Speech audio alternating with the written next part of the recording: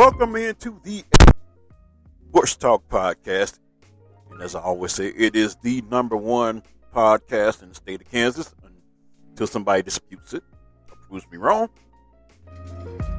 Elated on a Saturday morning to have guests lined up. This next guest, he is no stranger to riding on the train. Sometimes I have to question his sanity to be riding on the train with a guy that's not certified to drive a train. But last time I had him on, a week later, he was hired on the staff at Wichita State. Completed their first year, had some ups, had some downs, but their season cannot be determined pretty much on their one-loss record. They have set a culture, and they have set a foundation.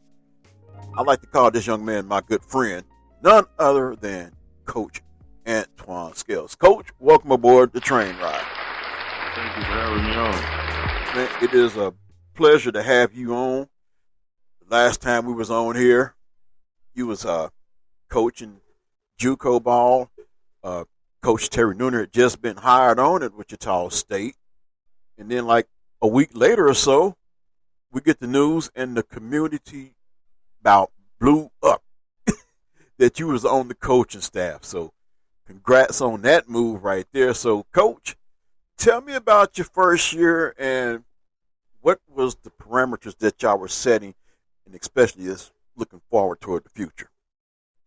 Well, this first season, honestly, it was kind of rough with trying to basically inherit some kids that wasn't your own. I know our staff and Coach Nooner, he did talk about the fact of, us being able to change the culture. And I believe in year one, we was able to truly do that from the academic standpoint. Our kids ended up with a 3.4 cumulative team GPA. Also, to the aspect of making sure that the kids knew and understand that there was going to be a coaching change that was for the better for Wichita State. And I think Coach Nooner's done a great job of establishing that to where the kids really believe and buy in. When you look at our win-loss column, you go back and you look at some of those games. I mean, 3 games this year we lost in overtime and, or on last-second shots. So, I mean, it's headed in the right direction, but what we just try to remind a lot of people of, especially the excited fans, they, can kind of get ahead of themselves, that it is truly a process. And we want to take that process as quickly as we can, but also with not skipping steps as far as establishing a culture. Absolutely. The one thing I like is I've seen some of the clips from your postseason in the conference tournament where you actually pulled off a game or two, and the coach was talking about, the culture that was set, and, don't look at your win-losses. It was pretty much almost like a success, the fact that you pulled off some wins. But I like what he said at best. He said, there are no such thing as moral victories. So tell me about the end of season in that locker room, because I've seen a lot of emotion in that clip. Yeah, it's tough, and so with Coach, and our staff just in general, our goal was to try to create a family atmosphere that the kids would love to be a part as far as what we're doing, not only just for Wichita State, but us building great people beyond the measurable years of actually attending Wichita State. And so it was kind of tough when you seeing these young ladies that have worked hard all season long and bought into what we were trying to teach and being able to promote a great atmosphere. When it comes to the end, it's always tough, but nevertheless, we always know that these young athletes are really going to go on to be great people. And so when you are in that locker room and emotions are flying high, and, obviously me being able to coach a few of those kids that I had a long time in my career, it does kind of become emotionally tough. And so that's kind of what we was experiencing. I know he talked to each one of those athletes individually and addressed them individually as far as some of those monumental moments in the season that really was impactful and beneficial to not only him, but our staff in general. And so when we do get to that end, it does become a difficult situation. But again, we rest assured we know they're going to go off to be great people. Absolutely. Once again, we have Coach Antwain Scales. I had to put coach on that because I learned my lesson years ago. Probably shared that with you the first time. I always put that coach, that's respect on there.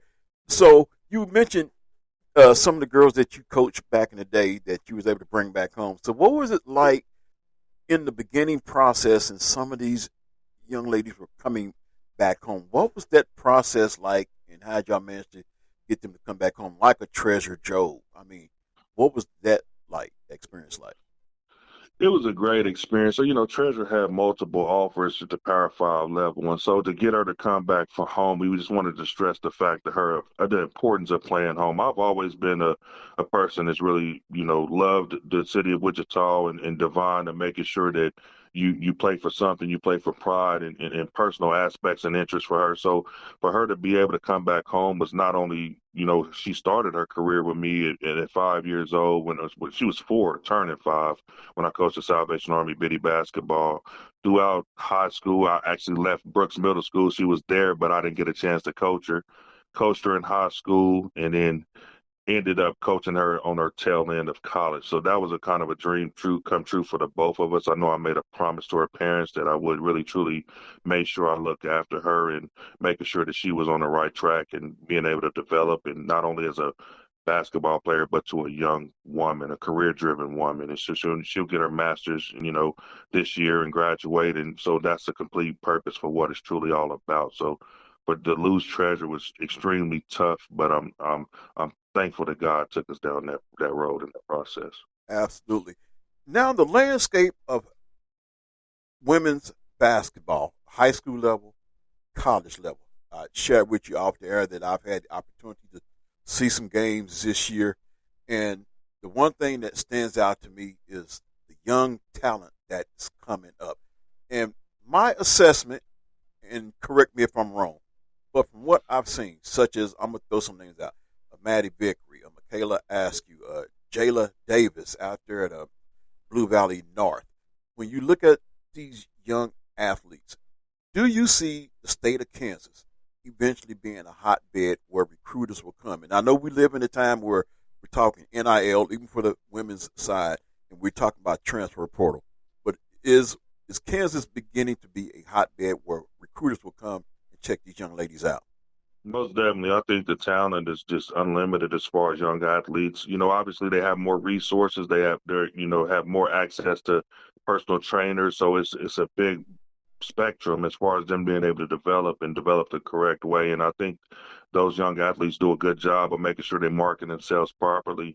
But I 100% agree with you. I think that the landscape for, Kansas basketball just in general is going to always produce great talented athletes. It kind of comes and goes in spurts. You get great classes, but that freshman class is loaded with great athletes from what we've been able to observe and see.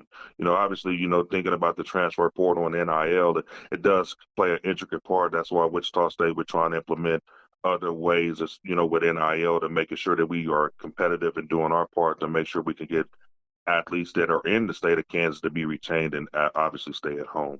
Right. And speaking of that, I have a running joke right about now because, people right now are kind of mad in Kentucky and they want John Calipari to be fired. I said, well, I have a solution for that. You go ahead, fire him, and then Kentucky can hire Greg Marshall and bring Isaac Brownlong as his assistant. That'll relieve us of a financial burden, and we'll have some NIL money for both men and women's basketball. But that's my running joke. But, back to the seriousness of it. How does all that play a part in recruiting? Because I know recruiting is a whole lot different than what it was years ago. Back in the days, you recruit, you knew you was going to have these players 2-3 years, on a good year, 4 years. But now with NIL and especially the portal, college basketball at best has now become like a 4-year junior college. So how has recruiting really changed now? Well, our athletic director, Kevin Saul, and of course Terry Nooner and their staff and the people that really speak from the collective aspects of things, they're launching a campaign for Wichita State to make sure that we are getting in the competitive market, to make sure that we can get athletes to be at home and produce a great package to where they feel it's an incentive for them to be able to come to Wichita State and play an intricate part of getting into the NIL spectrum. It is a process, though. It is a process that we truly know is going to take some time, but we want to make sure we're doing everything in a competitive edge to make sure we are successful in competing or having a chance at some of the great athletes that are out there in this day and time. Absolutely. This is going to be the last question I ask you, and I'm just curious because I look at this program with the coaching staff that you guys have in plan, the coaches, the trainers, the staff in general. where do you see this program in 5 years? I see this program in a competitive aspect, maybe competing for a national championship. I think we're trying to put the pieces in place to really truly be competitive. We do try to remind people at times it is truly a process, and it does take some time. But we think we are taking the right steps and measures on with Coach Nooner implementing the staff. He wanted people that he could trust, but he also wanted people that will grind. And so I think our staff collectively, from top to bottom, from the trainers to our director of basketball operation, all the way to the video coordinators, along with the assistant coaches, do a great job and for their fair share of making sure that we are putting Wichita State in not only a positive light, but going out there trying to recruit the best talented athlete to make Wichita State be a prominent, team moving forward to compete in every competitive aspect. All right. Well, we look forward to seeing Wichita State women's basketball put some banners up there in the rafters. And I got to ask you this, now I'm going to let you go. Who wins the women's NCAA championship this year? Who's your pick? I know you got one. I've always been a Dawn Staley fan in South Carolina. I think she does a great job. She does have talented athletes, but just the movement and everything that she is putting in place is kind of a trail that we want to model and making sure we're following and doing all the right things. She basically took a program that was, as a cellar dweller, and she really turned it into a national powerhouse. And so that's one of the things that I see, and that's, I'm always going to be a fan and pulling for her. So there we have it. He's a Dawn Staley fan. So basically his pick is the South Carolina Gamecocks. Well, Coach, I want to thank you for hopping on this train ride, especially at the last minute. So I appreciate you. Thank you. And go Shocks. Have a great day. Thank you, sir. Thank you. Once again, my guest on the A-Train Sports Talk podcast, assistant coach Antwain Scales. Appreciate you being on here, man, especially at the last minute. It's a blessing to have friends like that. So tell you what I am going to do. I am going to take another break. And when I come back, I am going to look at some more stuff off the wire here. Got a lot to get to. Got some more guests lined up. Matter of fact,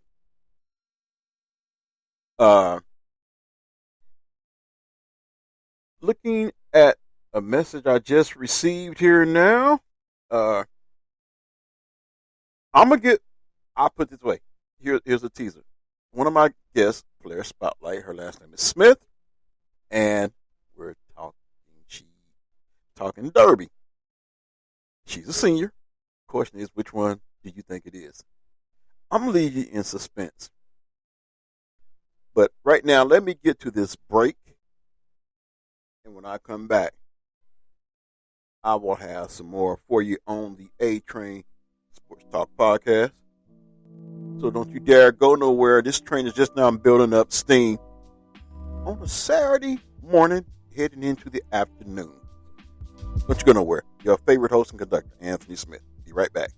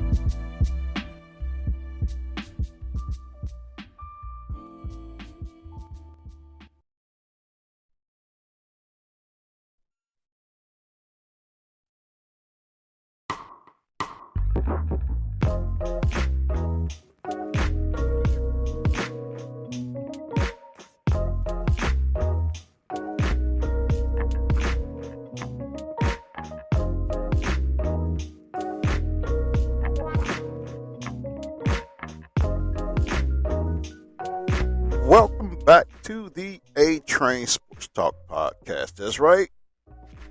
I keep saying this, and I'm going to always say it.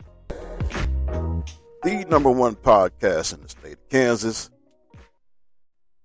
Not because of me. but because of my guest. I'm in communication with one right now, and later on, we might end up with a two-headed player profile. But right now, I'm getting a return call, looks like, from Coach Scales. Coach, what's going on? Hey, how you? Oh, just call me when you get done. I'm sorry, I forgot you. Oh, no problem, no problem. Just call me back. All right. Anyway, we're looking at the possibility of not one player profile, two player profiles. Both of them from the same school. Now, if you know what school I've really been following this past year, and I dropped the last names on you, you just might know who they are. I'm in communications right now. Coming up here shortly, I'm going to get Joanna Chadwick on the phone. But right now, I want to look at the boys' All-State Top 5 Coach of the Year bios from Kansas State High School Activities Association. This is from their website. They did such a splendid job covering the state tournament. And right now, we're looking at the top 5. And starting out, we got David Corbin of DeSoto. He's a 5'10" senior point guard, 2023-24. 454 points, 19.7 points per game, 127 rebounds, 5.5 rebounds a game, 125 assists, 5.4 assists per game, 95 steals, 4.1 steals per game. Something tells me that kid can just flat out play defense. Has a penchant for getting his hands on loose balls and creating steals, which of course that turns into fast break points. His career stats look like this: 1,267 points, 18.1 points per game, 397 rebounds, averaging 5.7 rebounds per game. Now, let's back this up. Averaging 5.7 rebounds per game. He's a 5'10" senior guard. 5'10", which means he's not afraid to go in amongst the trees and mix it up. 287 assists, 4.1 assists per game, 236 steals, 3.4 steals per game, which means defense is his calling card. He can score. His career average is 18.1 points a game. Led DeSoto to 18-5 record this season, and second-class 5A state tournament berth in 3 years, with Wildcats falling in quarterfinals to eventual champion Cape and Mount Carmel. Also led DeSoto to runner-up state finish in 2022 as a sophomore. Is two-time United Kansas Conference Player of the Year and a 3-time first-team All-UKC selection. Ranks number 1 on DeSoto's career charts for points, assists, and steals, and is 3rd in career rebounds. Also has 2 of the top 3 single-season marks for assists, 3 of the top 6 single-season steal totals, and 3 of the top 9 single-season point totals, including the number 2 and 3 spots. Shot 37% from three-point range for his career and 59% overall from the field. Is a finalist for the Darena Award given annually to the top player in the Kansas City metro area. Was second-team All-Class 5A as sophomore and junior. Also a 2-year member of DeSoto's Unified Bowling Team, multi-sport athlete. Coach's comment: he made my decisions look like they were the right decisions because the kid can just flat out play. He can just flat out play, DeSoto coach Matt Wright said. It's a luxury. I know for a fact that, and I don't care what team he would go to in the city of Kansas, he would make them instantly better. He would make them contenders in their league. He would make them contenders at the state level, no matter what team he was on. So that is what is being said about David Corbin. Next, Tanner Heckel.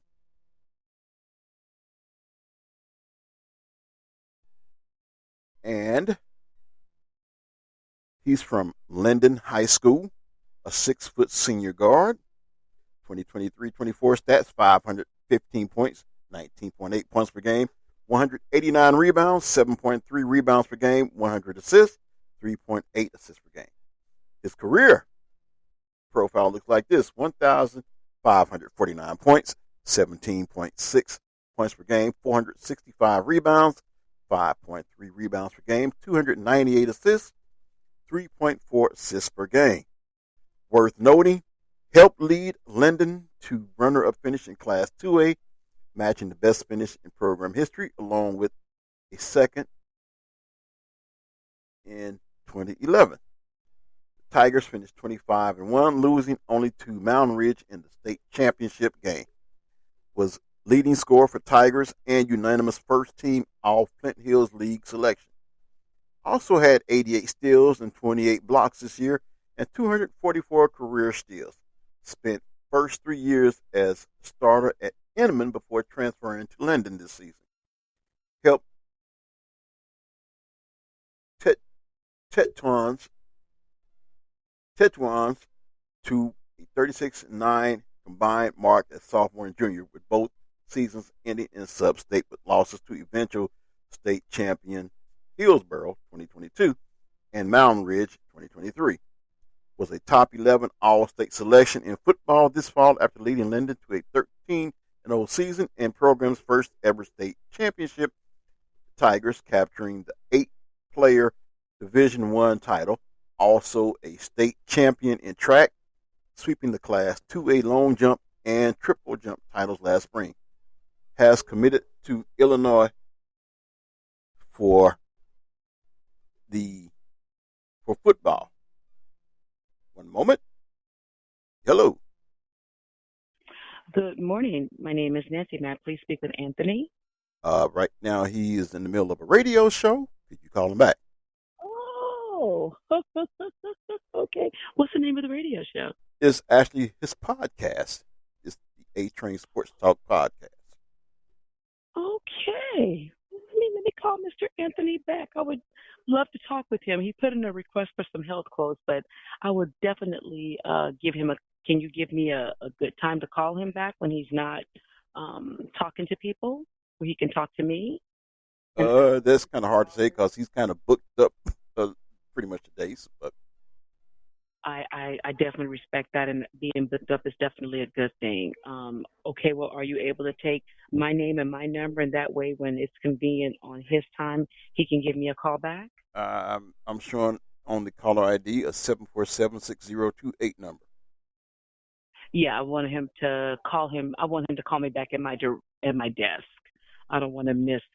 When I walk away, it's like I miss calls, and when they call me back at my desk directly, I'm able to pick it up. Oh, okay. Anyway, that is a wash, so we're going to... yeah. Anyway. What we're going to do right there, that very seldomly happens. So we are going to continue with the show. That is very rare that happens because I'm expecting a guest to call, and then we have this happen. That's what you call a bloop. But guess what? I'm going to have this on my podcast. Whoever that person is, guess what? They're going to be famous for about 30 seconds. And hopefully they don't call back. Anyway, we were talking about, yes, I got it, Tanner Heckel from Linden, who is a two-sport star. He is committed to Illinois for football.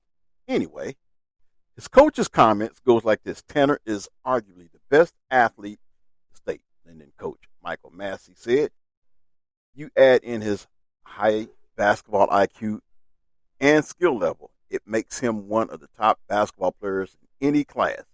He is a great leader and is very humble.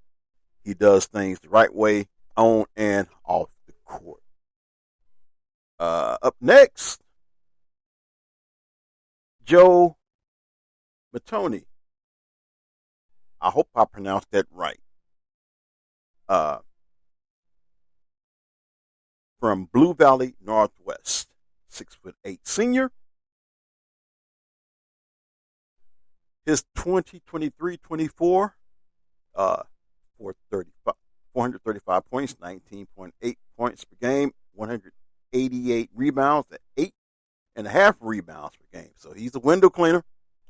His career 805 points for a career average of 18.3 points per game, 427 rebounds for an average of 9.7 rebounds per game. 2-year starter for Northwest, who helped Huskies capture the 2023 Class 6A state championship and qualified for state in 2024. Took over as Northwest's primary go-to player this season after playing complimentary role to 2023 top 5 selection Grant Stubblefield.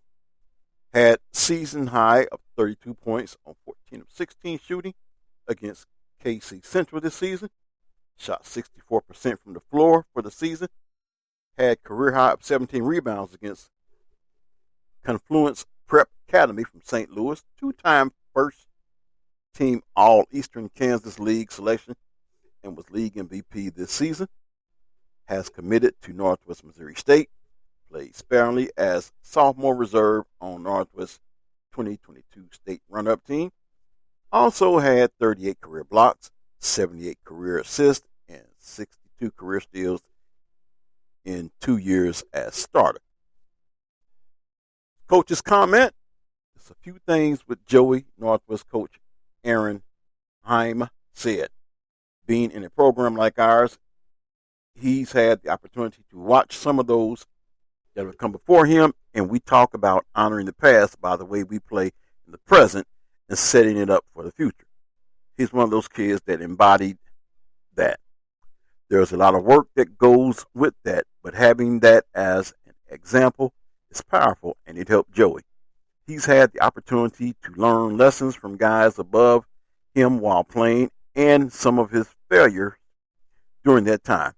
One of the things he did this year was rededicate himself to the weight room, getting functional strength and explosion, and that helped him carry a larger load this year. When you're the number one man as opposed to the number two, it's a lot heavier lifting. When you're the focal point of opposing teams, it's a lot harder to do that. He's a good example, selfless, and he helps our culture around here too. So what I'm going to do before I finish this out, I am going to take a break, and we're going to get Joanna Chadwick on the line. Looking forward to having her on. And you talking about someone who is really humble. She sent me a text message. I don't even know if I should tell this, but let's just say her being humble has really humbled me as well too. So we're going to get her on the line here. So what we're going to do, we're going to take a break. Hopefully we're going to get no more interruption calls. That's very rare that I do something like that. But we're going to take this break. When I come back, we're going to have hopefully Joanna Chadwick on the line. And later on, we will have some more guests on the line as well too. So stay tuned. This is the A-Train Sports Talk Podcast, the number one podcast in the state of Kansas. Be right back.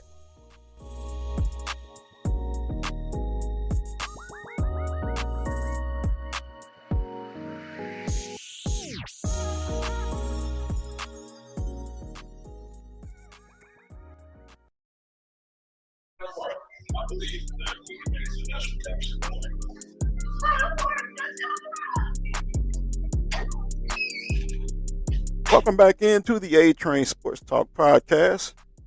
As I always say, the number one podcast in the state of Kansas. Why do I say that? Well, it's not because of me. Trust me, it's not because of me. But it's because of the guest that I have on my show. And this next guest really needs no introduction. I'm just basically presenting her to you. You've heard her on such shows as the Bob and Jeff Show. Matter of fact, I'm kind of jealous because she said Bob Lutz is her favorite. You see her writings in Vipe, Kansas. She gives the scores, updates, tidbits, and trust me, when y'all have heard the name because I said these are presented by Joanna Chadwick. So my next guest, like I said, really needs no introduction. She's known in the state of Kansas and beyond, and very humble. So humble, I'm even humble to have her on here. My guest, Joanna Chadwick. Thanks for having me on. I appreciate it. This has been years in the making, and everything is all about timing, and what better time? How are you doing? Not too bad. It's high school sports is such a rush. It's a constant change. You get settled into basketball, and all of a sudden basketball's over, and then you've got another 6 sports that are happening. So it's a lot of fun. A lot of fun. And the one thing that was a blast for me, I don't know, and I always give these guys credit. First, I give Joe Jackson credit because that was the first game I went back to watch high school basketball. It was a great atmosphere, Mays South against Mays. Then, of course, Coach Chadwick, your husband, invited me to come watch the Derby girls game. And it was against Newton. And it was crazy because when I walked in, I'm like, okay, where do I go? Because in the other gym, it was the JV boys game, and I looked at the scoreboard, and I'm like, oh, ouch. Then I come into the girls game, and I'm like, ooh, ouch. And couldn't have convinced me that the score was close in the beginning, but they told me it was a close fight in the beginning, but then that defense. The thing that caught my attention about watching the Derby girls game is how they play in waves. The first 5, then in comes the second 5, and it's just relentless. And I'm like, I'm glad they invited me back to the game of high school basketball. So tell me something. You have watched enough of this high school sports, especially basketball. And I think I might have actually seen you face to face. I'm like, I wasn't sure it was at Coke Arena.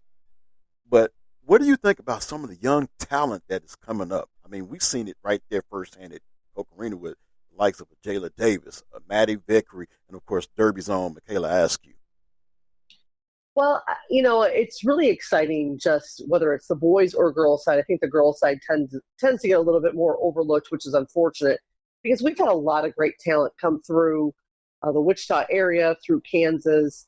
I mean, my first year in covering high school sports was in 1996, 97, and I got to cover Jackie Stiles' senior year.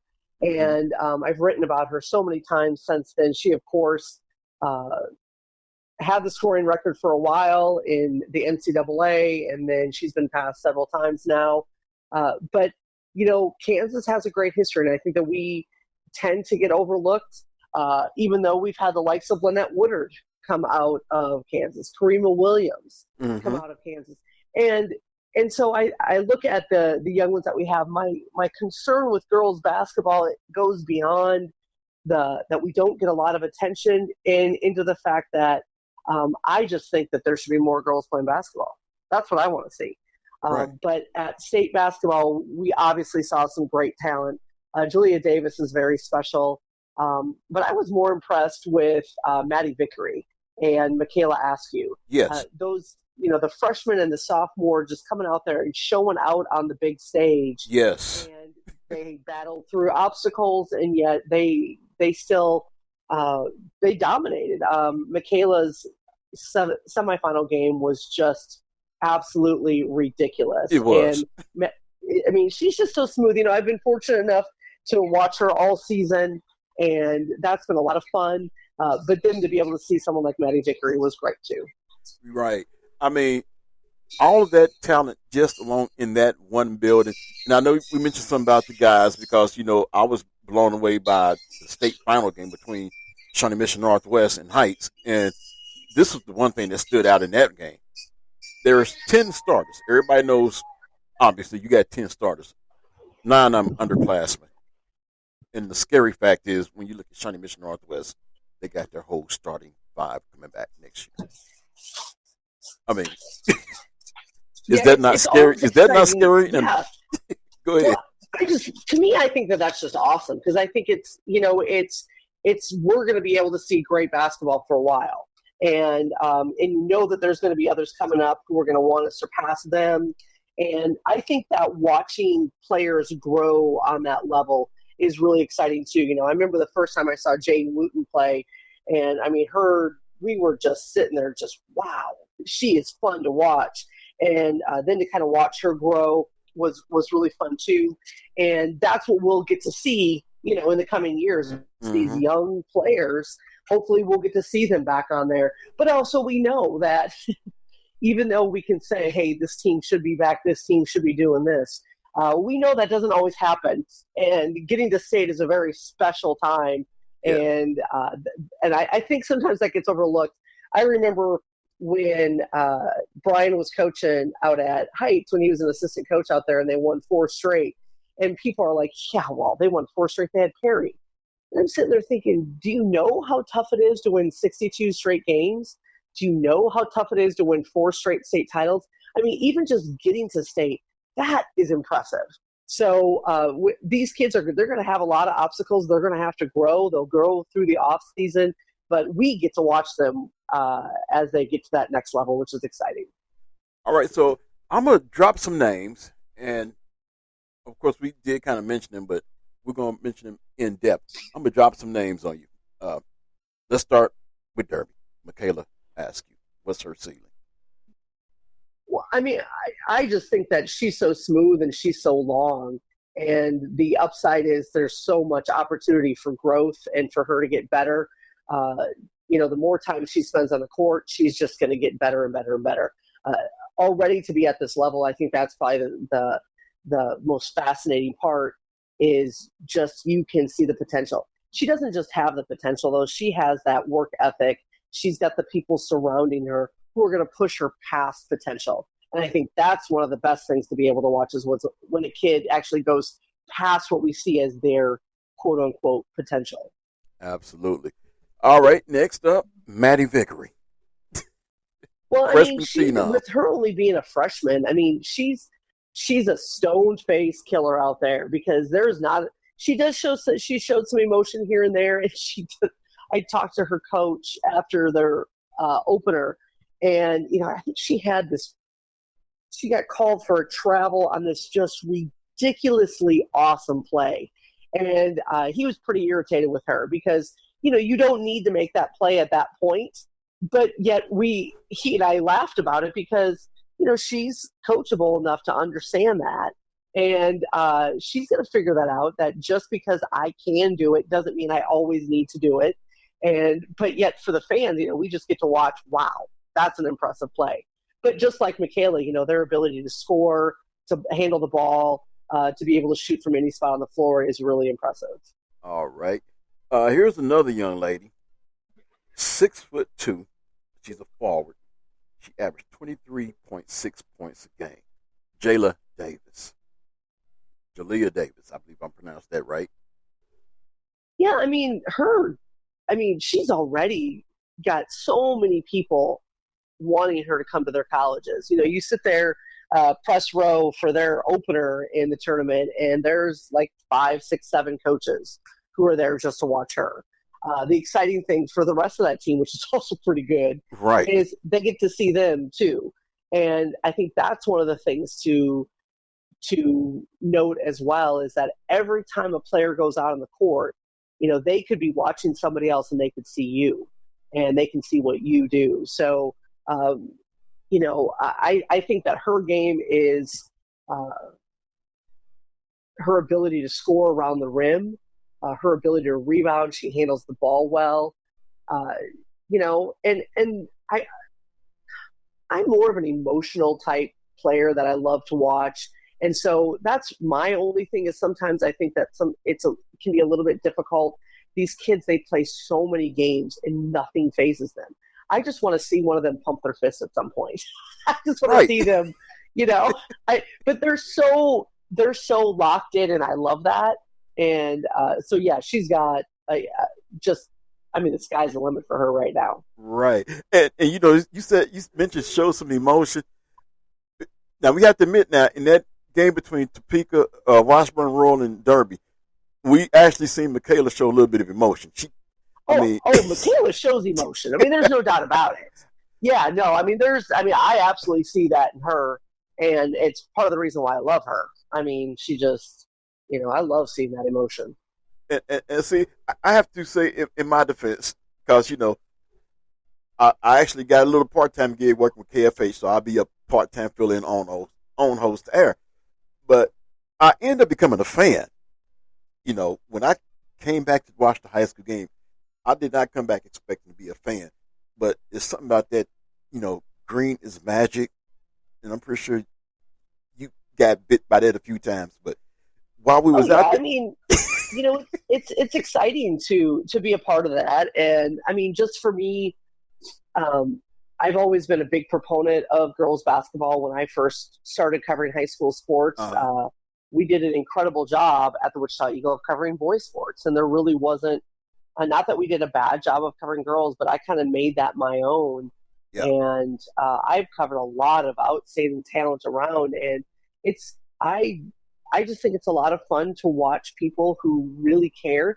And my thing is, the people that we talk about a lot are the ones who are going to go on to the next level. Yes. But I think that it's really important. I still remember one of my most favorite columns that I ever wrote was about Angie Horn, a Heights volleyball player. And she wasn't the best player on that team.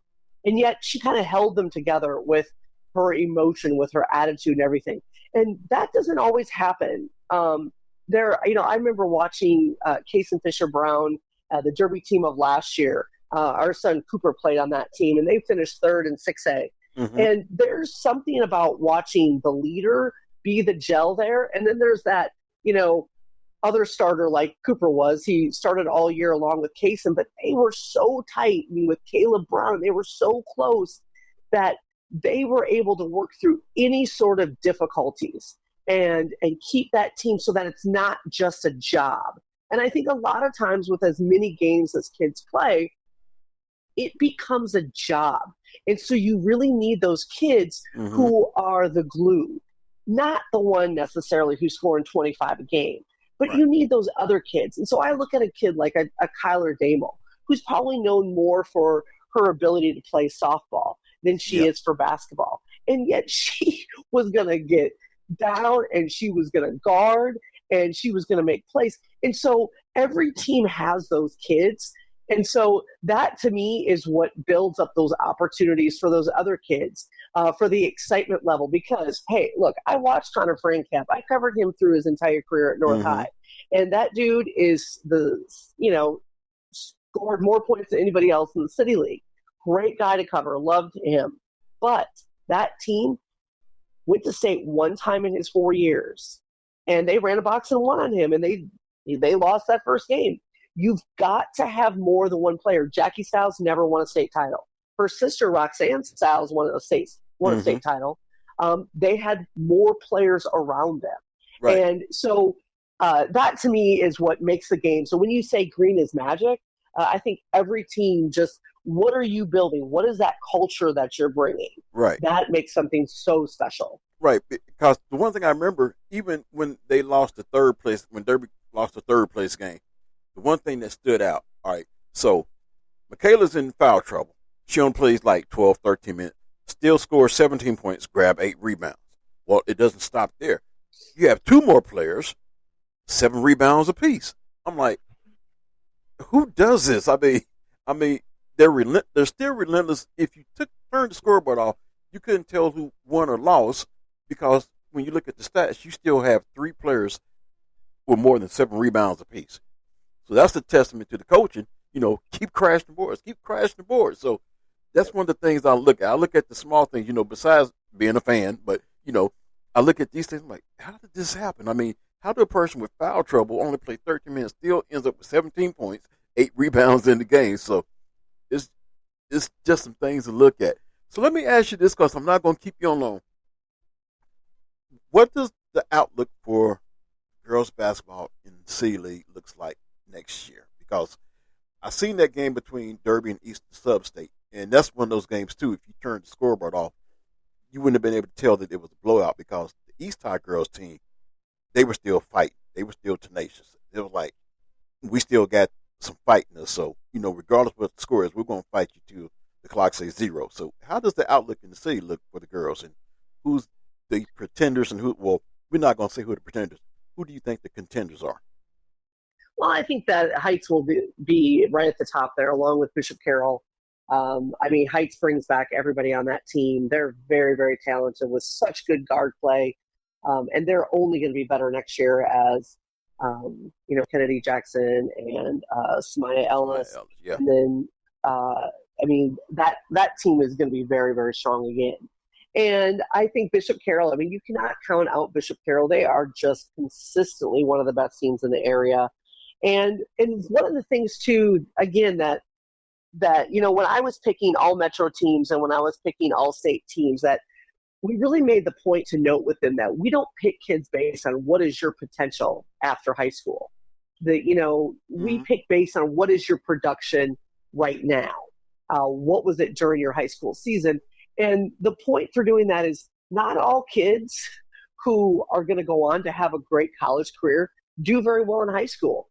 A lot of times there's disinterest because they're better than everybody else, or they don't like the structure of what high school is. And then you have those other teams where we have a lot of kids who go NAIA. And I love watching it because it is still very good basketball. And it's a lot of kids that I know. But yet those kids form that team that they become really, really good. And so I think that when you look at the growth that Heights will have, the growth that Derby will have, the growth that Bishop Carroll will have, those will obviously be some teams to watch for. Andover is going to be a team that we're going to be paying attention to next year as well. Right. Yes, they do graduate quite a bit, but that young class is very, very good, and they're going to be very, very good for a while as well. All right. Well, you know what? I want to take this time to say thank you for jumping on the train ride. I mean, it's not too often that everybody gets to ride on a train, especially with the guy who's not certified to conduct a train going down the track. But I thank you for jumping on. And we'll have to do this again. Thanks for having me. Hey, it was my pleasure. In bringing this to a close, when I read your text message and you said I would have to lead the conversation, I'm like, well, how do I lead a legend? So, but yeah. How about we just say, till next time. Until next time. So, this is our first time, but I hope it will not be our last time. And I look forward to following some more great high school coverage in sports. Trust me, look up. You might see me at a baseball or a softball game now. So, I've been hit by the high school athletic bug. So, once again, my special guest on the A-Train Sports Talk podcast, Miss Joanna Chadwick. Thank you once again. All right, thank you very much. All right. Once again, Joanna Chadwick on the A-Train Sports Talk podcast. I mean, this is going to be probably one of my best shows ever because I have a couple of more guests coming up, but you'll have to stay tuned because this is going to be a double player profile. All right here on A-Train Sports Talk podcast. But what I'm going to do right now, I'm going to take a break and I'm going to get back into the list I was giving you for the top 5 on the boys' side, and then we're going to look at the girls as well too. And then we will get ready to have our guests queued up. So, a lot to get to, but it's going to be all well worth it. So, don't you go nowhere. This is your favorite host and conductor of the #1 podcast in the state of Kansas, A-Train Sports Talk podcast, with yours truly, Anthony Smith. Be right back.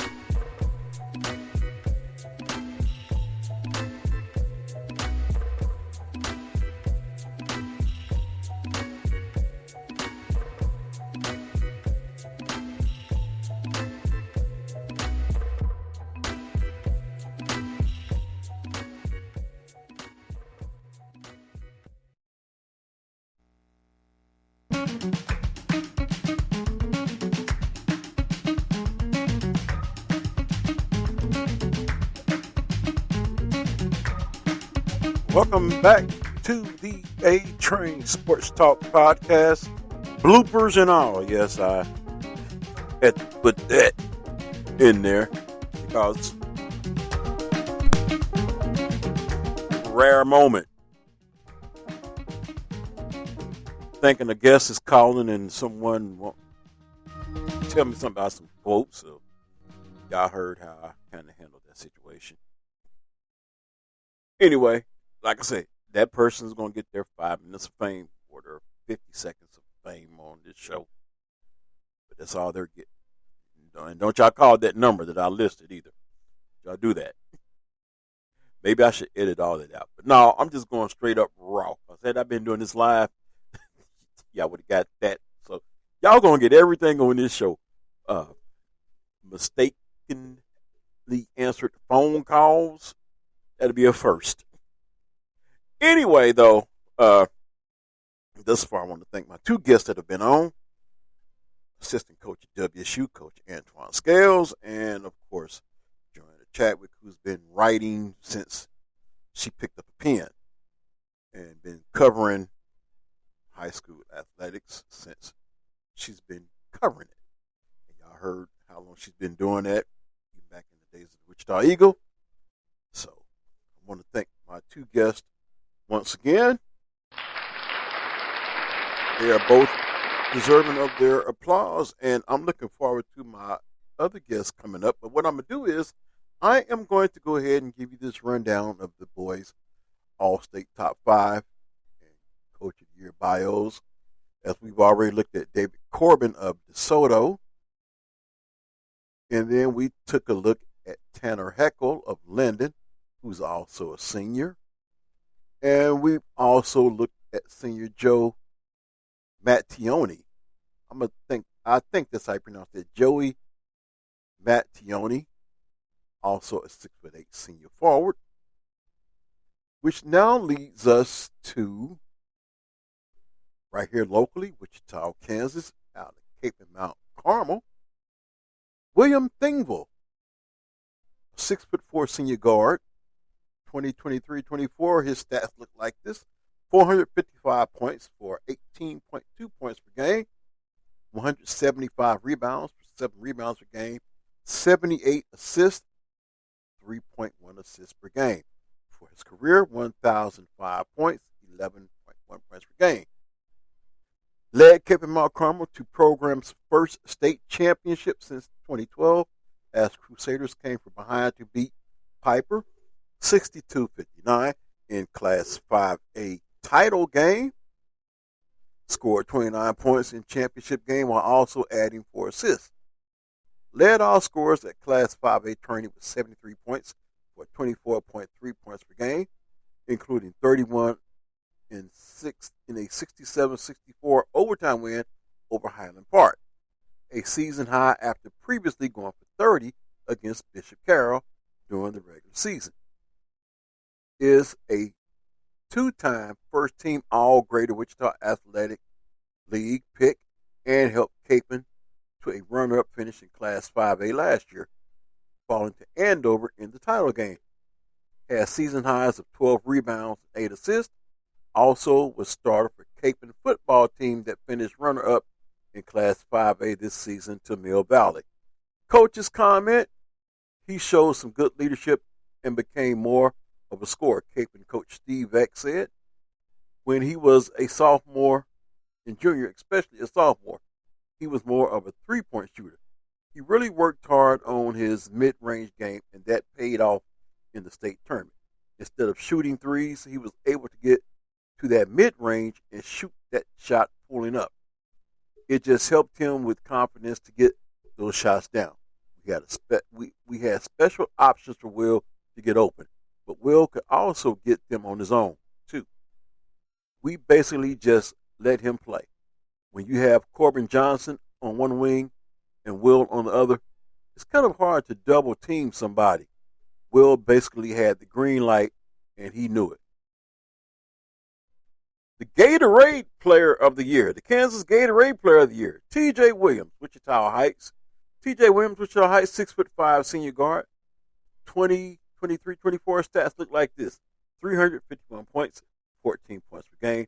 177 rebounds, 7.1 rebounds per game. 96 assists, 3.8 assists per game. For his career, 1,278 points, 13.2 points per game, 546 rebounds at 5.6 rebounds per game, 280 assists for 2.9 assists per game. Worth noting is a two-time top 5 selection and the lone repeat selection off last year's top 5. Led Heights to Class 6A state run-up finishes the past 2 years after helping Falcons capture Class 6A title in 2022. Is a 3-time first-team All-Greater Wichita Athletic League selection. Also has 150 career steals and 112 career block shots. Is the only player in Heights' rich history to record at least 1,000 points, 500 rebounds, 250 assists, 150 steals, and 100 blocks in his career. My goodness. Look at the credentials right there. Was Falcons' third leading scorer and rebounder as a freshman in 2020-21. Shot 70% from the two-point range this season and 64% overall. His second straight year of shooting 60% or better from the field.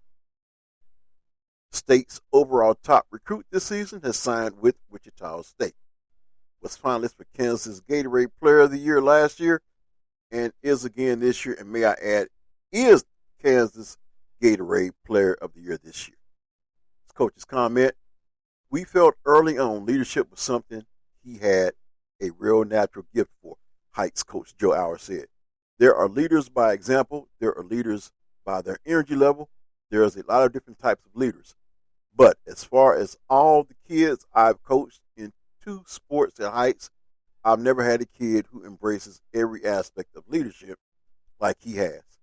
He set an example academically with how he treated other people, how hard he played and produced, and how important it was getting better every day in practice. Not just for him, but for the team. He took ownership in every aspect. We would just keep giving him more as we coached him longer and saw what he was capable of. We called him the Pied Piper. All those guys wanted to follow his example. That says a lot. That speaks volumes. For one, T.J. Williams. Coach of the Year, David Birch, Shawnee Mission Northwest. Coach of the Year, 2023-24, 25-0, Class 6A state champions. His career, 94-21. Worth noting, led Shawnee Mission Northwest to an undefeated season and the first state championship in program history as Cougars topped Wichita Heights 47-39 in the Class 6A title game to finish 25-0. Birch is 72-20 overall in his 4 years as head coach at Northwest. Spent 1 year at Piper prior to taking Northwest's job, leading Pirates to a 22-1 record and Class 4A state semifinals before the tournament was canceled for COVID reasons. Was named Sunflower League Coach of the Year this season and was the 4A Coach of the Year in 2020. Has never lost a sub-state game in head coaching career, going 10-0 as head coach and 16-0 overall. Served as an assistant coach under Ed Fritz at Blue Valley Northwest as Huskies captured 3 Class 6A state championships. Played collegiately at Ottawa University and is the Braves' all-time leading scorer with 2,258 career points, earning NAIA All-American honors in 2008 and 2009. Was inducted into Ottawa Hall of Fame in 2023. Coach's comment, I think it's a big deal for our school. This school has never won one for boys basketball, and we were happy to get the first one, Bert said. Not only that, but to do it undefeated was pretty special. They've been a lot of good players here, and definitely some good coaches just trying to climb that mountain top and break through. What we talked about yesterday is that the second hardest thing to do in sports is to climb that mountaintop and finally break through and win a championship. But the hardest thing to do is stay there. That's what we're focused on now. And I would have to say that with the team that they have coming back next year, it wouldn't surprise me if they're playing for another 6A championship next year. So now what I'm going to do, I am going to shift my focus around and look at the girls' side. That's right. Take a look at the girls' side. But what I'm going to do before I go there, matter of fact, no, I'm not going to take a break. I'm going to take a break after this. Once again, this is from the KSHSAA website. The contributing writer for this is Brent Maycock from KSHSAA Covered. So I thank all these outlets for providing this information. So looking at the girls All-State top 5 and Coach of the Year bios, we start out with a young lady I also had the pleasure of seeing play. Her name is Jalea Davis, who is a 6'2" junior forward. Her 2023-24 stats look like this: 495 points, 23.6 points per game, 186 rebounds, 8.9 rebounds per game. For her career, 1,115 points, 19.9 points per game average, 432 rebounds, 7.7 rebounds per game. Helped lead Blue Valley North to 2023 Class 6A state championship and third place finish. Scored career high 30 points in this year's third place game and averaged 6A turning best, 21 points per game overall. Broke school's single season scoring record last year as a sophomore with 463 points, then broke her own mark again this year with 495 points. Makes you wonder what she's going to do next year. Shooting 63.5% from the field with 1,115 career points is just 135 points away from North's career scoring record of 1,250 points. Missed all but 10 games of freshman year with a broken foot, but her return helped North qualify for state. Had 9 games of 25 or more points this season and has career high 14 rebounds against Staley, Missouri. Also had 41 steals and 31 blocks this season and has 105 career steals and 73 career blocks. First team all Class 6A pick last year. Coach's comment simply says this: being named All-State is a testament to Jalea's exceptional talent and hard work. Blue Valley North coach Ann Fritz said, she is double and triple team every night, gets beat up, and still finds a way to get the job done.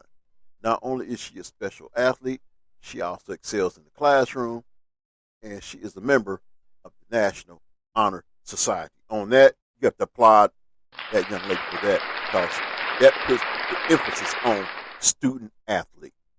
Up next, we have a Mackenzie McDaniel, Silver Lake, 6'1" senior center. 2023-24 stats look like this: 516 points, 19.8 points per game, 271 rebounds, 10.4 rebounds per game. Wow, a double-double. For her career, 1,493 points, 14.8 points per game, 952 rebounds for 9.4 rebounds per game. So that's almost a double-double throughout her career. Led Silver Lake to a 26-0 record in Class 3A state championship as Eagles turned in dominant season with only one game decided by single figures. Averaged 21 points per game in this year's state tournament and had 25 points, 13 rebounds in the 66-61 win over Heston in championship game. Also helped lead Eagles to a third place state finish in 2022 and fourth place finish in 2023. Had a season high 30 points against Marysville this year and a career high 34 against Cherryvale in the 2022 state tournament.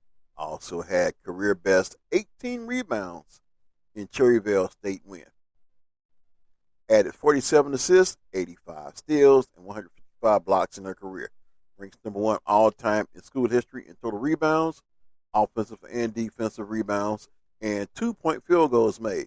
Is second all-time in scoring and blocks with her 1,493 career points, trailing only former Eagle All-Stater Rhonda Matsky, 1,517 points.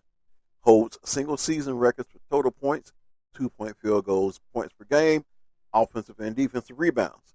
A first-team All-Mid-East League pick for 3 years. Also was first-team All-3A last year as a junior and second-team as a sophomore. Is an Emporia State commit. Also is a softball standout, earning All-League honors 3 years, including first-team honors as freshman and sophomore. Coach's comment. Her freshman year, she was a girl who, when she needed to score, she had to have an angle and have position, Silver Lake coach Kyle Porter said. Her sophomore year, she really developed post moves over both shoulders, and then this year especially, she was able to finish with both hands and got really good with her left. Teams can account for her more in the paint and in the half court when they can double her, but she was phenomenal this year in finishing as a trailer in transition, and our guards did a great job finding her. She has an awareness when the ball goes up on rebounds and things like that, of keeping that ball high and finishing pretty quick.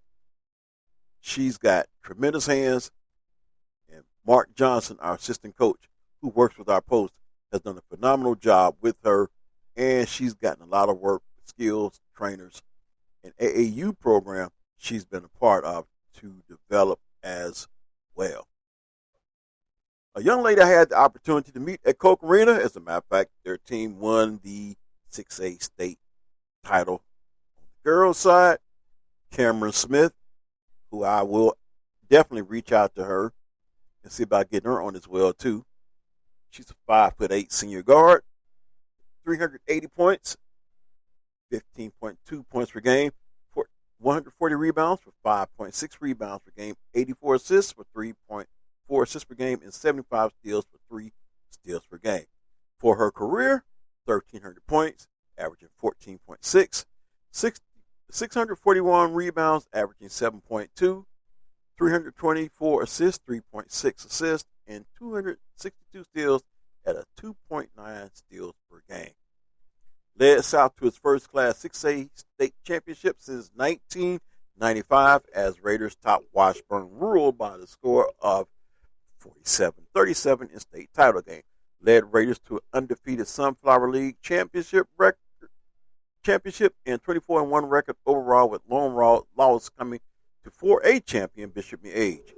Led team in scoring at this year's state tourney at 15.7 points per game in the 3 games, and had 17 points, 8 rebounds, and 3 steals in the championship game. Earned first team All Sunflower League honors all 4 years of her career. Ranks number 2 on South's career scoring and assist chart, and number 4 on the career rebounds and steals list. Had single game career highs of 32 points twice, 15 rebounds, 8 assists, and 8 steals. Led South to a 46-2 record over the last 2 seasons. Has signed with Missouri Western. So congrats with her moving on and signing with Missouri Western. Coach's comment: Cameron will go down as one of the top 2 players in Shawnee Mission South history, with Kate Benson, South coach Mark Western said, referring to the Raiders' only other All-State top 5 selection in 1995. She doesn't have bad days and is the definition of consistency. She is the best rebounding guard that I've ever seen play. She makes everyone else around her better and puts the team ahead of her individual accolades. Cameron has led the turnaround as South went from 5 wins the year prior to her freshman season to finishing the last 2 seasons with a record of 46-2 and a state championship. How can you not applaud that again?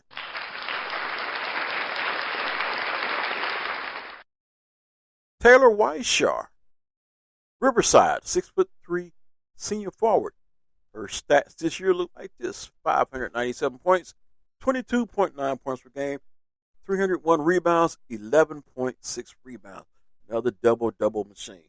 I can't help but when I'm reading this and calling off some of these names and some of these talented players, I'm showing my bias now. I wouldn't mind seeing some of these young women in black and gold uniforms.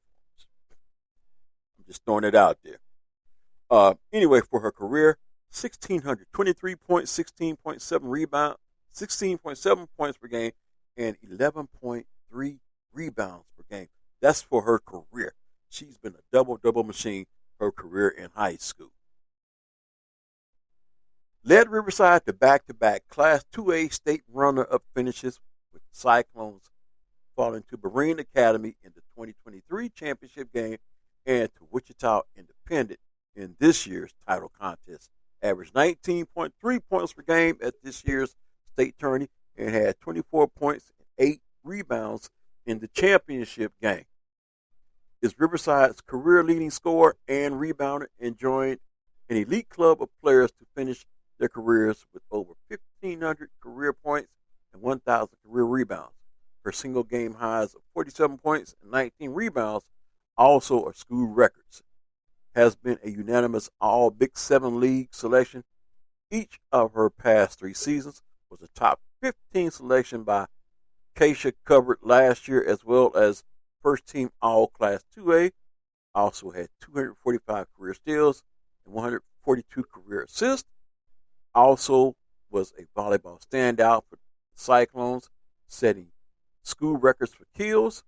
Has signed with Central Missouri. Coach's comment: she's very skilled, Riverside coach Craig Burns said. She can do everything at all 3 levels. She can post up, shoot from mid-range, shoot from the 3. She's the complete package. She has speed to run the floor and rim run. She'll rebound and just run to the front of the rim and beat the other post players down the floor.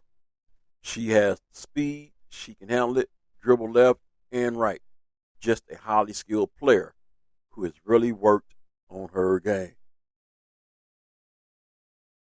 Jaden Wooten, Blue Valley, 5'7" senior guard. 2023-24 season looked like this: 421 points, 19.1 rebounds per game, 142 assists, 6.4 assists per game, 162 rebounds, 7.3 rebounds per game. For her career, 1,680 points, 17.6 points per game, 448 assists, 4.7 assists per game, 514 rebounds, 5.4 rebounds per game. Was an all-state top 5 selection last year as a junior and is the lone repeat on the top 5 this year. Is 2-time MVP of the Eastern Kansas League, which is arguably the top girls basketball league in the state, earning the honor as a junior and senior. Holds 10 school records, including single season and career scoring, single single season and career assist, and single game and career steals. Made 114 career three-pointers, a school record as well, including 6 in one game, also a record. Had 222 career steals, getting at least 50 each season. Had 3 triple-doubles in her career and 6 career games with at least 30 points or more, and scored 20 or more in 35 of her 95 career games. Led Tigers to 3 state tournament appearances in career, including a 3rd place finish in 2022. Has been named Gatorade Player of the Year this season and is also a finalist for the Dyrena Award given to the top player in the Kansas City metro area. She has signed with Oklahoma State. Coach's comment: this is my 43rd year of coaching, and I've been at the Division I level a number of years, Blue Valley coach Bruce Erickson said. The way Wooten passes the ball and make her teammates better is the best I've ever had. She makes some passes in games and even in practice. She'll make a pass that I just don't understand how she saw it and how she executed and gets the ball to the person that's open. That's the thing that I think she brings to our team. She's such a great point guard, distributing the ball and getting it to where our kids can be successful. She's just second to none on that, and she really understands the game. Her basketball IQ is just top notch. And the coach of the year, Kyle Porter, Silver Lake, coach of the year, 26-0, Class 3A state champions. His career, 130-43, 2 state championships. Worth noting, led Silver Lake to 7th state championship in program history as Eagles went 26-0 this season to win the Class 3A championship, defeating Heston 66-61 in this year's title game. Undefeated season was 4th in program history, which ranks only behind Central Plains 6, Bishop Miege 5, and Opie 5 in state history. Eagles' 7 state titles are tied for 5th and the most won at the 3A level. Championship game was the lone win by less than double digits all season as Eagles dominated tough Mid-East League and had 14 wins this season by 30 or more points, finishing with a winning margin of 30.8 points per game. Has led Eagles to 85-15 record and 2 state berths in each of 4 seasons as head coach. The first time in program history to qualify for state 4 straight years and past 3 seasons as the winningest stretch in Silver Lake history. Eagles took 3rd in 2022 and 4th in 2023. Previously coached 2 years at Royal Valley, leading Panthers to runner-up finish in 2018 and Class 3A state championship in 2019. The first state title for any Panther program in school history. Also spent 1 year as head coach at Hayes. Was named 3A Coach of the Year in 2019. Coach's comments. Undefeated is nothing new here. This is our 4th undefeated Silver Lake girls basketball team, but I think it's probably our most dominant, Porter said. What made it so fulfilling this year is to go through all we have. We've been together for 101 games, and see it happen for them was so gratifying and fulfilling. It's probably as emotional as I've been as a coach, seeing them accomplish that. It's a credit to their resolve and their ability to continually be their best when their best was needed. So there you have a look at boys' top 5 and the girls' top 5. My guests that have been on thus far, and we still got some more to go. I still got 2 more guests that I'm looking at, and I think we'll have them on at the same time. So just have to stay in your seat until this train ride is done. Yes, I know this is probably the longest I've done a podcast as far as length of it, but it's well worth it. I'm having a blast, and I hope that you will have a blast enjoying it. And like I say, when you get these and get to enjoy them, share them with your friends, your loved ones, share them with your future teammates. Like the 2 young ladies I have coming on, I'm gonna just let the cat out the bag right now. They're on their way to Butler County University. I would definitely encourage them to share this with their future teammates, coaches, coaching staff, opponents, because just like these 2 and another young lady who I hope to get on, they're going to Butler. Well, the 2 young ladies who are actually teammates right now, they have another teammate, but she's going to go to that other school that's playing in the JUCO tournament that's undefeated, the Hutch Blue Dragons. So, I might stir the pot in that interview, so to speak, in a good way. But anyway, it is time for me to take a break. And when I come back, I'm going to have my special guest on, and I'm still not going to tell you who they are. You should have caught the hint earlier when I dropped it. Anyway, stay tuned. I'll be back on the A Train Sports Talk podcast, the #1 podcast in the state of Kansas, bloopers included. I'll be right back.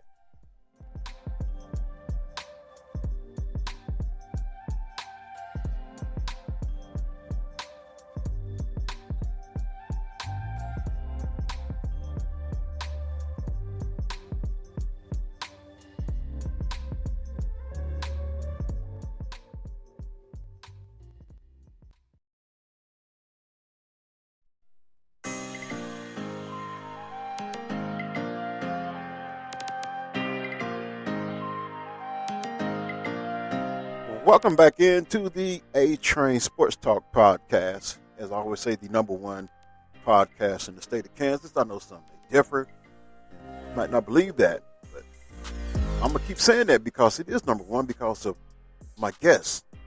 You see, I've had Coach Antwain Scales on, assistant coach at WSU.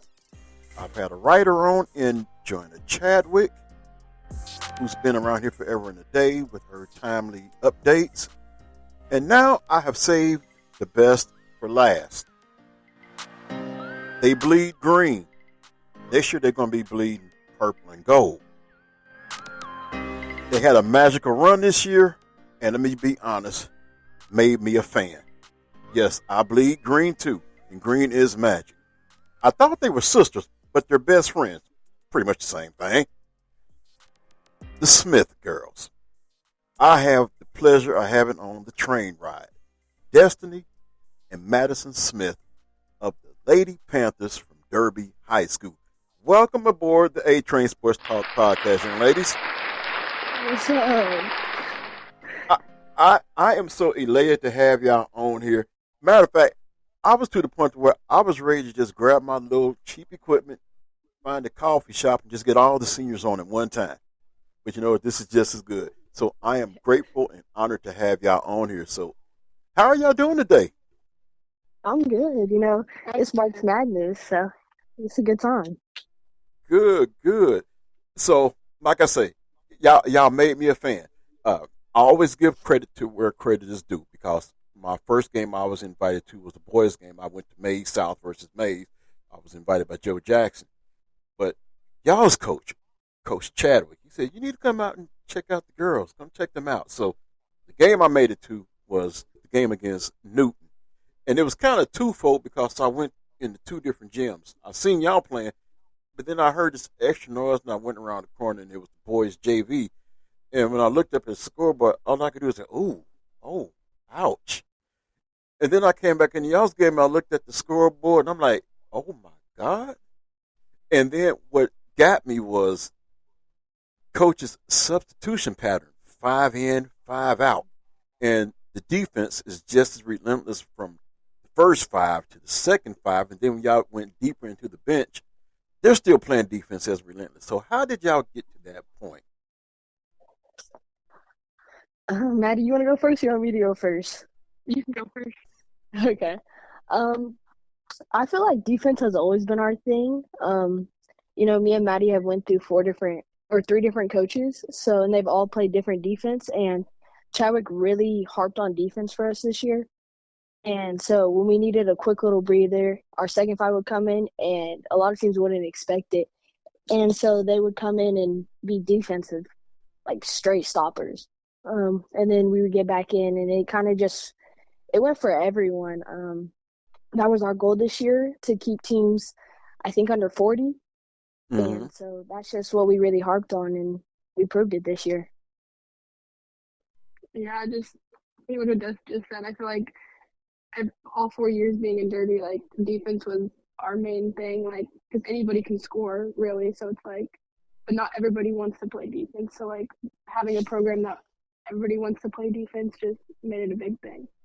And you mentioned something that the 4 years that y'all been there, y'all been through multiple coaching changes, but yet y'all still managed to maintain a level of success. How do y'all manage that even with the coaching changes and the different philosophies? We have girls that just want to buy in. Derby, and especially on the girls' side and every other sport, everyone just buys in and really locks in. And once we had that team aspect and the team chemistry, it didn't really matter who we had as a coach because we had each other at the end of the day. And if I'm correct, this year y'all had, 7 seniors on the team, correct? Yes. Yeah. So that means there's going to be a turnover. So let me ask y'all this question, and each one of y'all can answer this. By 7 seniors graduating, some would tend to say, okay, it's going to be a rebuild. But do y'all see it as a rebuild after you young ladies are gone, or do y'all just see it as a reload and the program's continuity keeps on rolling?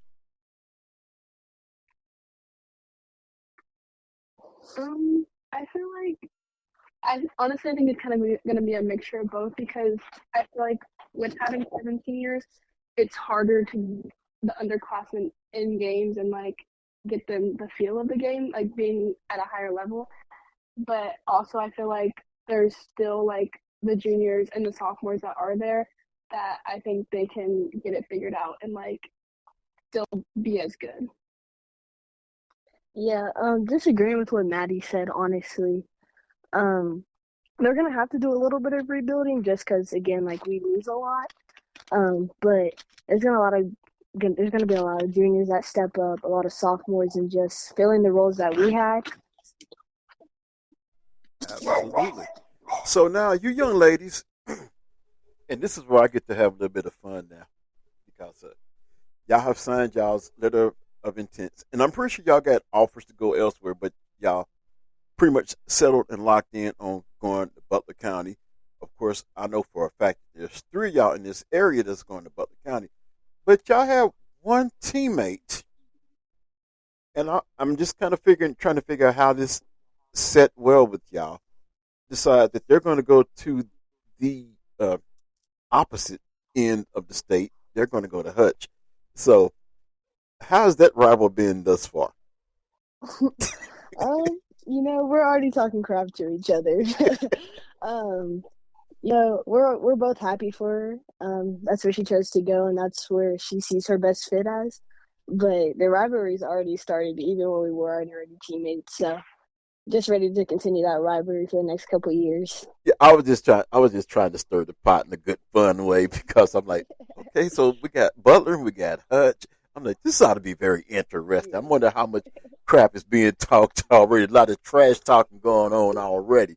So, what made you decide to come to the decision to go to Butler County? And I'm gonna start with you, Destiny, because I believe you also had an offer to go to, I believe, UMKC. So, what made you choose Butler in the end? So for me, my process was just kind of different. Started getting recruited in 8th grade. Picked up my first Division I offer going into 9th grade. So I've kind of just been recruited by the D1s ever since and the D2s. But ultimately, I just chose to kind of stay home for a year and to grow since I'm very young. And Helmer and Fawcett and Coach Mattingly are all very good coaches. And so for me, it was, okay, I can stay here a year or two, grow a lot, go underneath a great program, one of the best in JUCO, and see where it takes me after that. And they made sure to show support every time. They came to almost every single game. So for me, that was just a huge thing and kind of just chose to go a different route for me. All right. Madison, what was the process that led you to end up at Butler County?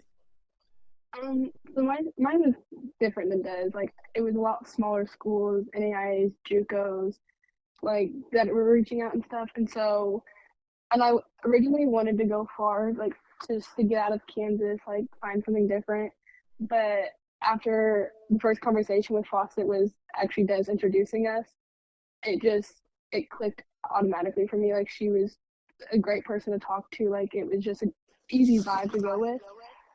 And then I finally went on my visit and everything, and it was just like, it was different than all the other schools I had visited. Like, it just seemed more like what I was used to and what would make me more comfortable. So I just kind of went with my gut and just committed there. All right.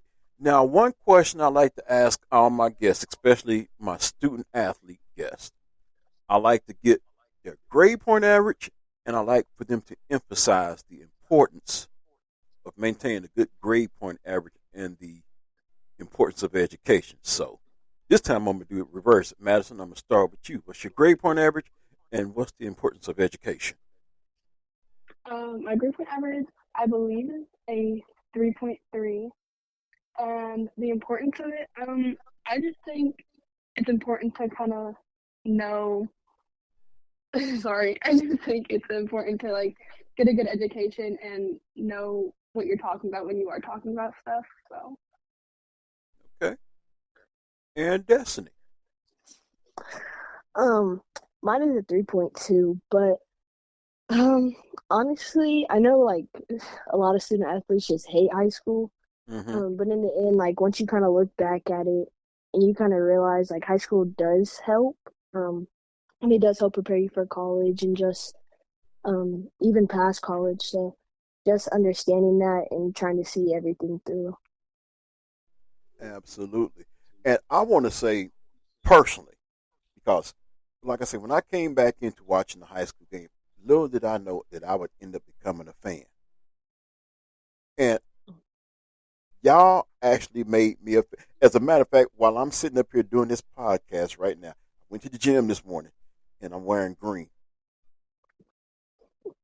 Green is definitely magic. I became a fan of you young ladies, and I want to personally say I thank you all for also accepting me as one of y'all's fans because I don't have no stake in whatsoever is going on out there, Derby. But y'all played basketball at a high level. Y'all accepted me as one of y'all's, and I want to say that I'm more than honored and was definitely honored to be in y'all's presence. So I want to say I wish y'all the best of luck in y'all's college endeavors. And who knows, maybe it may bring y'all back, say Wichita State or something like that. I'm just saying, I I, I believe the states, the big three state schools should make it their duty to keep the best players in state. Because one thing in watching, especially you, Destiny, as the point guard, you seem like you had like a killer mentality, like a calculating and like setting your teammates up to be in the best position to win games. Was that your mentality on the court? Yeah, honestly, it was more for me, it was more just like we had a goal and everyone else had that goal, so it was okay. As a point guard, I'm gonna lead this team to try and make it to that goal, and we got to exactly where we wanted. Of course, we didn't execute it, and we didn't get to where we wanted to, but um, we made it to state, and that's a huge accomplishment. So it was definitely just let's go out there and go do this for each other and forget about me. I love you. So it's easier when you have teammates that understand each other and know each other's roles. Absolutely. And I'm gonna ask this, and this will definitely be my last question, because I know, like you said, y'all didn't get the results that y'all were shooting for, but it was still one heck of a ride. So, Madison, let me ask you this question, because there was a game of, to me, it was a game and a performance of the ages. And as teammates, what was it like in that game, especially against Washburn Rural, when you're watching, presumably, probably two of the state's best going at each other back and forth? And I'm talking about Michaela Askew, the performance she put up, 35 points against Maddie Vickery. And I know it's easy for some people to say, well, that's kind of like Angel Reese against Caitlin Clark. But I say let them be them. What was it like watching it? I'm going to let both of y'all answer that question, and then I'm going to let y'all go after this. So, but what was that like watching this unfold before y'all's eyes? I mean, coming in, like everybody had the mindset like we have to beat them. Like we're not gonna come in here and lose to them like we did our sophomore year and everything. Like we wanted to win so bad.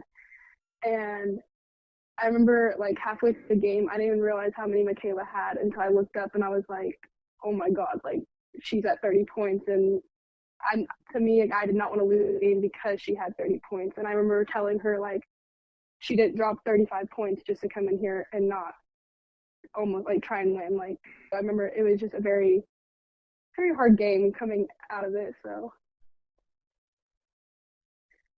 Okay. Um, Yes. for me, it was kind of different. Me and Mac had talked the night before, after we first won, and she was kind of in her head about a lot of things. And so we had talked the night before, and then we talked that same day right before we played. And it just something about Mac was different that day. You could just tell like she was very focused, like she knew how important that game was for us, especially as seniors and juniors. And so she just kind of knew. And so when she stepped on that floor, like it was just kind of like a different feeling. Um, and then I don't know, we all just kind of looked up, I guess, and it was like, okay, like she's hooping. And so It's like, okay, get Mac the ball. Like, let her Right. go to work. Right. Let her continue to do her thing. So, and that's what she did. And we all had faith in her. We all had trust in her. So, yeah. Well, like I say, I enjoyed the journey with y'all, and like I say, I will be back again. Matter of fact, it's going to start for me in football season because I want to experience that Derby magic even in football season. Don't be surprised if y'all look up because I know you're going to support. I believe it's Carly. She's playing softball, right? Yeah. And Kylie, yeah. And Kylie. And Carson. And all right. I know y'all going to be out there at the game, so don't be surprised if y'all look up and y'all see me out there because that greenish magic bug has bit me. So, but I want to thank y'all for being on the train ride. We have to do this again. I'm gonna be checking y'all out throughout y'all's college careers, and I have a game already penciled in my mind calendar. I'm definitely gonna be in the house for Butler versus Hutch. So I might have to get me a shirt that's kind of divided. You know, I'm gonna say fandom divided between Butler and Hutch. So if y'all see a guy in the stands at both games with a two-tone shirt, that'll be me. But once again, thank y'all for being on the train ride and wish y'all the best of luck and let them know Derby's in the house. All right? All right. Thank you for having me. All right. And thank y'all for being on. Best of luck. Thank you. All right. Once again, what a way to close out the show with my guests, the Smith girls, Destiny and Madison, part of the Derby Lady Panthers women's basketball. So with that being said, I am about to bring this show to a close. It has been a long show, but it's been a well productive show. Like I said, my first guest to open things up, he came on at the last minute, Coach Antwain Scales, future Kansas Hall of Fame coach, Antwain Scales. Yes, I said that. I put that out there. Now, I wonder who else is going to follow suit and agree with me. It's out there. If he's not in the Hall of Fame now, he ought to be in the Hall of Fame. I mean, you look at what he did, that dominant run he had with South High Titans. So, yes, he is well deserving of Hall of Fame credentials. Of course, Joanna Chadwick. What can I say about her? You know, she said I was going to have to lead the conversation. But Joanna Chadwick is Joanna Chadwick. She knows her stuff. So, what can I say about her? She was just herself. I mean, she is who she is. That's what I'm going to say. I didn't need to introduce her. All I had to do was present her. And she did her thing. So I want to thank her as well, too. And, of course, the good content that I got from Keisha is covered. I appreciate all that good content. And then, of course, the way to close out. Young ladies on their way to Butler County, Destiny and Madison Smith. So I appreciate all my guests for being on. But, hey, now we get to bring this train into the station. I'm looking at 98 minutes worth of time on here talking to y'all. So I hope this does not bore y'all. But I am getting ready to get on out of here. And we will do this again sooner more than later. Until the next time, take care of yourself and each other. Till then, be blessed, be a blessing. This is A Train saying, I'm out.